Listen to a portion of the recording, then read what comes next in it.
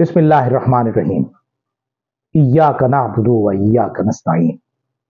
Rabbi इश्रह ली सदरी व यस्सिर ली अमरी वहलुल उक़दतम मिन लिसानी यफ़क़हू क़ौली। सदक़ल्लाहुल अज़ीम। अस्सलाम वालेकुम। एमटीएल टीवी के साथ मैं हूं एमटीएल यानी मोहम्मद तस्लीम नवाब। हम पाकिस्तान से, पाकिस्तान के मुताल्लिक खबरें, दुनिया भर से पाकिस्तान के मुताल्लिक खबरें, तज्ज़िये और तबसरों पर गुफ्तगू करते हैं और जो वाक़यात हमें नजर आ रहे होते हैं उन पर गुफ्तगू करते हैं। गुज़िश्ता हफ्ते एक फैसला सुप्रीम कोर्ट ने दिया था जिसमें हमारे एक साबिक़ वज़ीर आज़म जुल्फ़िकार अली भुट्टो को जो उनको कत्ल का मुकदमा था जिसमें उन्हें सजा दी गई थी और फांसी दे दी गई थी, उसके बारे में उन्होंने फैसला किया, सुनाया सुप्रीम कोर्ट ने, फुल बेंच ने, कि उन्हें फेयर ट्रायल का हक नहीं दिया गया। यह एक बहुत अहम बात थी कि 44 वर्ष के बाद एक मुंतखब वज़ीर आज़म को इस तरह इंसाफ मिले। हालांकि सुप्रीम कोर्ट के पास या पाकिस्तान के आईन और कानून में ऐसी कोई गुंजाइश नहीं है कि उस सजा को खत्म किया जा सके किसी भी वजह से, लेकिन उसे अदालती कत्ल नहीं करार दे सकी क्योंकि जाहिर है उस पर उंगलियां अदालत और अदालती निजाम पर। लेकिन उस फैसले का फायदा यह हुआ कि हमारी जमहूरियत और जमहूरी जो हमारे लीडरान हैं, जो हमारे सियासी रहनुमा हैं, उनकी एक अखलाकी फतह जरूर, और उस फतह में भुट्टो साहब की पीपल्स पार्टी हो या मौजूदा सूरत हाल में इमरान खान हो या पाकिस्तान तहरीक इंसाफ, उन्हें एक बेनिफिट नजर आए, बेनिफिट मिला। इस फैसले के बाद पाकिस्तान की तकरीबन तमाम असम्बलियों ने बशमूल कौमी असम्बली ने करारदादों के जरिए यह मुतालबा पेश किया, करारदादें पास की कि भुट्टो को, जुल्फ़िकार अली भुट्टो को सियासी शहीद करार दिया जाए, यानी सरकारी तौर पर उन्हें शहीद करार दिया जाए। यह बात तो ठीक है, इस हद तक तो बात बहुत दुरुस्त है कि उन्हें भुट्टो साहब को सियासी शहीद या शहीद का दर्जा दिया जाए, और निशान जुल्फ़िकार की बात भी की गई है कि वो भी दिया जाए सियासी रहनुमाओं को। लेकिन अगर सिर्फ यही काम किया जाता है तो फिर वो अधूरा काम होता है, बात अधूरी रह जाती है। अगर हम ये सब कर रहे हैं तो हमें ये भी करना चाहिए, हमारी सियासी रहनुमाओं को ये करना चाहिए कि जिन्होंने भुट्टो साहब को इस तरह सजाएं दी या दिलाई, वो जाती तौर पर उसमें शामिल थे, इनफरादी तौर पर थे या मजमूई तौर पर उनके कोई मफादात थे, जो भी थे, खा वो उस वक्त के फौजी रहनुमा थे, जनरल जियाउल्लाह या मौलवी मुश्ताक थे,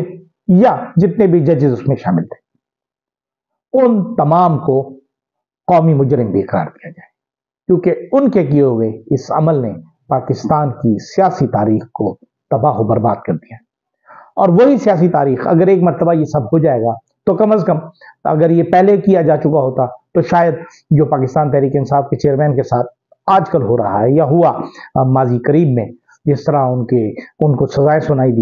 गई साइबर केस में, गैर शरई निकाह में, इस तरह जो 3 मुकदमात में उन्हें सजा सुनाई गई, तो उसमें तो शाखाना में तो उन्हें इस तरह न सुनाई दी जाती, बल्कि उस पर लोगों को कोई खौफ होगा, इदारों को कोई खौफ होता और वो सोचते कि कल को हमारे साथ भी होता। सजाएं अलामती क्यों ना हो, लेकिन ऐलान जरूर होना चाहिए उन तमाम लोगों को। दूसरी तरफ हुकूमतों ने काम शुरू कर दिया है, और काम शुरू करने के बाद काम भी चल रहा है आहिस्ता आहिस्ता, जमहूरियत और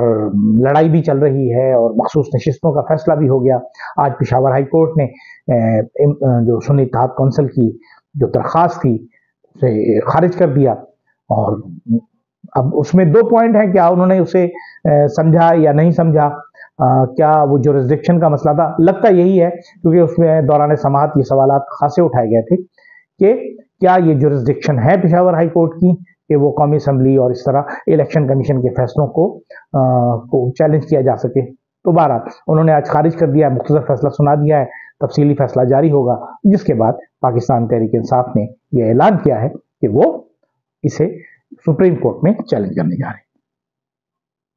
दूसरी जानिब पाकिस्तान तहरीक इंसाफ की जो हुकूमत है या पीटीआई की हुकूमत है, उसमें और हुकूमत में एक बाज़ाब्ता राब्ता हुआ है। सियासत में हमारे जो सियासी जुगादरी हैं वो हर वक्त यही कहते फिरते रहते हैं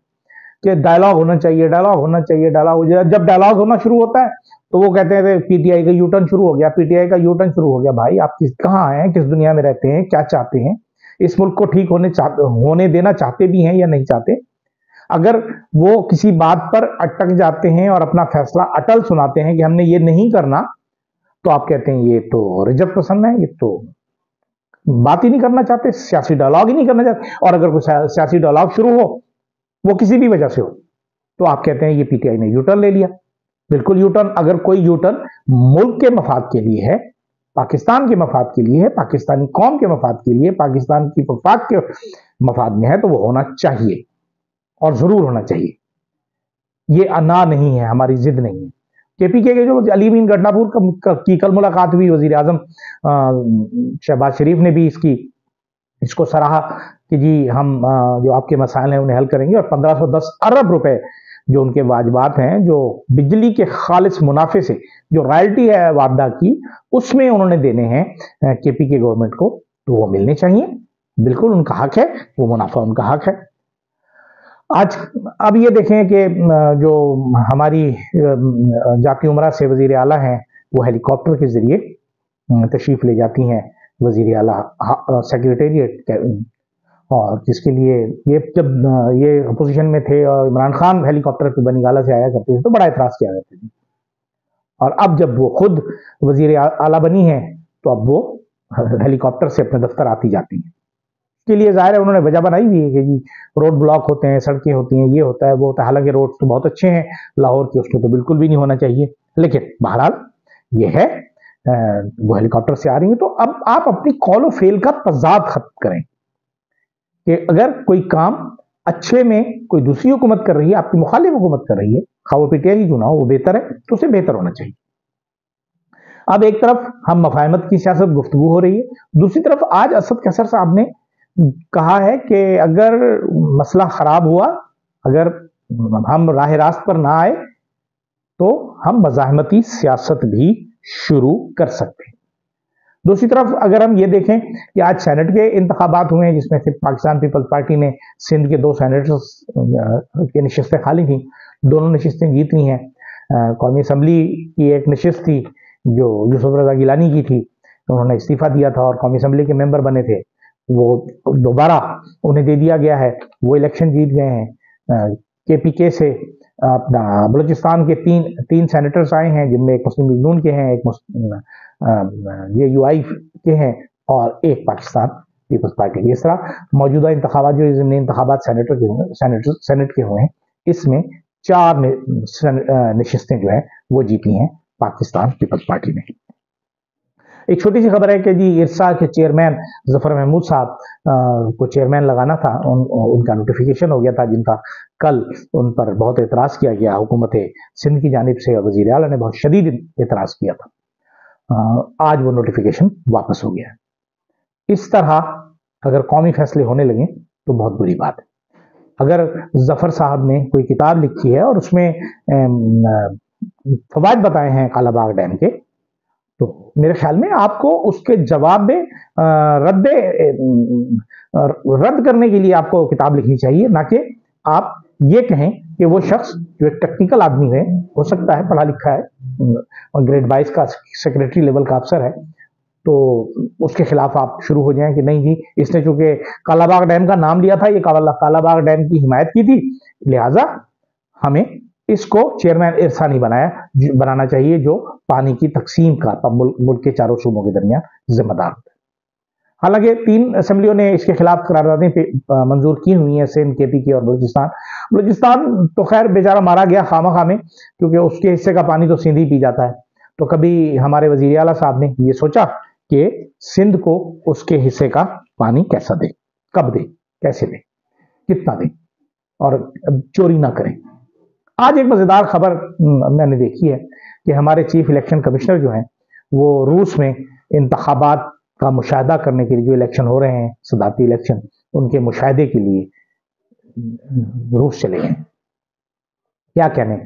अल्लाह करे कि उनके बाबरकत पांव वहां ना पड़े, क्योंकि अगर इसी तरह के इलेक्शन जिस तरह के उन्होंने पाकिस्तान में करवाए हैं, उस तरह के इलेक्शंस अगर पाकिस्तान रूस में भी हो गए तो पता नहीं क्या होगा। बातें बहुत हैं, इजाजत दीजिए, अल्लाह हाफिज।